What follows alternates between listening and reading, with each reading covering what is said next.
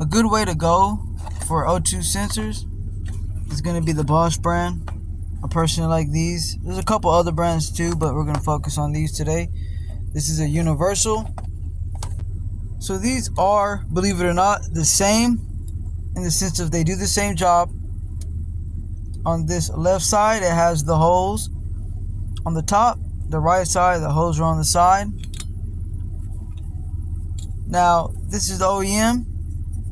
You can see these marks, which means it'll only fit on the connector if it's exactly the same as this one, as far as the channels are concerned. Now, the universal, they have wider channels. So that means it doesn't matter truly the channel sizes. As you can see, the ones on the left are a lot larger, so it'll fit in the slots. And the length is a lot longer, which means it'll reach no matter what.